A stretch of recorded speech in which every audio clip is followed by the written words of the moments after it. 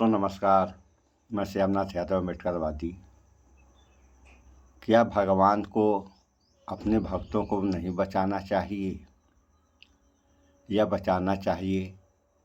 थोड़ा इस वीडियो में ये समाचार आप लोग देख लें, उसके बाद फिर बात हो।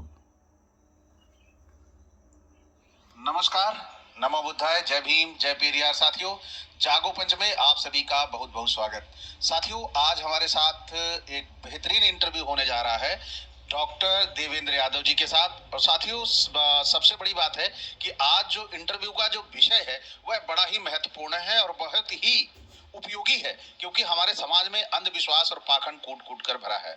साथियों, अभी आपको पता होगा, हाल ही में ही महाकाल मंदिर में उज्जैन के वहां पर गर्भगृह में आग लगी और 14 पुजारी झुलस गए।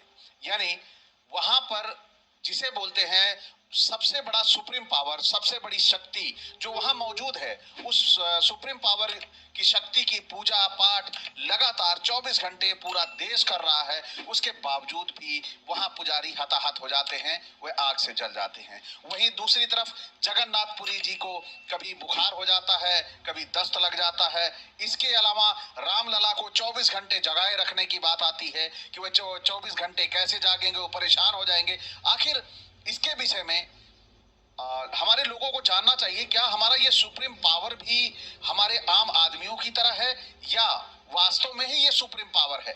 तो साथियों, आइए डॉक्टर साहब से भी जानते हैं, डॉक्टर साहब के क्या विचार हैं इस पे कि भगवान के अस्तित्व के बारे में, या जो पुजारी वहां पर जले उनके बारे में क्या कहना है। क्या उज्जैन में महाकाल दी उपस्थित रहे या फिर कहीं घूमने टहलने चले गए थे? इसके बारे में भी थोड़ा बताइएगा। सबसे पहले तो सभी साथियों को जय ओबीसी, जय मंडल, जय भीम, नमो बुद्धाय। जहाँ तक सिद्धार्थ जी ये बात है कि सुप्रीम पावर जो है, अब ये सुप्रीम पावर है कि नहीं है, पहले तो इसके ऊपर भी रोजाना खेलते हो, रोजाना टीम बनाते हो, लेकिन कितनी टीम जीती? कभी एक, कभी दो और ज्यादातर जीरो। तो समाचार आप लोग देख रहे हैं, मेगा कॉन्टेस्ट। यहाँ 100% विनर्स है थोड़ा और देख लास्ट लें, रैंक के लिए भी है कैशबैक। फिर तो बात ना हो कोई इस पे। पहले तो इसके ऊपर भी चर्चा होनी चाहिए कि ये सुप्रीम पावर वास्तविक रूप में है भी कि नहीं है। मुझे जहाँ तक लगता है कि सुप्रीम पावर नहीं है। ये जो आग लगी थी महाकाल के मंदिर के गर्भगृह में जो है, ये किसी साइंटिफिक रीजन से लगी थी जो है, वैज्ञानिक कोई क्या कहते हैं, या तो शॉर्ट सर्किट हो गया होगा, कोई और चीज होगी, वो इसकी वजह से आग लगी थी। लेकिन अगर देखा जाए कि आग लगी तो जहां पर भगवान ही हमारे सुरक्षित नहीं है, नहीं, जहां पर भगवान सुरक्षित नहीं है वहां पर वो जो उनका भक्त है वो कैसे सुरक्षित रहेगा? जो है असली बात तो ये आती है ना। जहां तक हम लोग कहते हैं कि भगवान मंदिरों में है, अरे ठीक है भाई, मंदिर में भगवान है, कोई बात नहीं। जब वो वहीं पे चोरी हो जा रही है, मंदिर के अंदर हत्या हो जा रही है, सारे कुकर्म वहीं पर हो रहे हैं और वो भी भगवान के सामने, तो ये या तो भगवान है नहीं या तो भगवान ये चाहता है। दोनों में से एक पे क्या कहेंगे? जैसे कह दिया जाए कि भगवान है, तो इसके बारे में क्या कहेंगे? भगवान है या नहीं है? दोनों में से क्या है? नहीं, हमारे हिसाब से तो भगवान नहीं है, जो है पत्थर की मूर्तियां हैं। हमारे हिसाब से तो भगवान है नहीं, और अगर भगवान होते तो अपने भक्तों की रक्षा के लिए आते। अगर भगवान होते तो अपने भक्तों की रक्षा के लिए आते, या उनके यहाँ जो चोरियां होती हैं वो चोरी नहीं होने देता। अब देखिए, केदारनाथ मंदिर के गर्भ में 23 किलो सोना चोरी हो गया जो है, और एक कब हुआ? 27/6/2023 को 23 किलो सोना चोरी हो गया। अब ये सोना कहाँ गया, कहाँ नहीं गया, इसका पता आज तक नहीं चला। नहीं, इसका पता भगवान को तो होगा ना। भगवान जब है नहीं तो पता कैसे चलेगा? जो है तो हमारे हिसाब से नहीं है। भगवान के मातहतों को तो पता होगा। हाँ, उनके जो लोग डेली उनसे कनेक्शन में रहते हैं 24 घंटे, उनको पता होना चाहिए, लेकिन उन्होंने बताया नहीं आज तक। अच्छा, तो ये बीच में भगवान की, आम आदमी और भगवान के बीच में जो मध्यस्थता करते हैं, उनको क्या कहना चाहेंगे? वो दलाल हैं, ब्रोकर हैं या पुजारी हैं, ये क्या है? ऐसा क्या कहना चाहिए? मीडिएटर। मीडिएटर तो सम्मानजनक शब्द हो गया। नहीं, अब हमारे हिसाब से तो भाई देखिए, हर व्यक्ति इस देश का नागरिक है जो है, और व्यक्ति को संविधान में दर्जा प्राप्त है जो है, तो उसके लिए भी, चाहे कोई भी व्यक्ति हो, उसके लिए भी सम्मान का शब्द होना चाहिए जो है। क्या मतलब दलाल शब्द गलत है क्या? अब दलाल तो भाई मेरे हिसाब से नहीं है, वो मीडिएटर।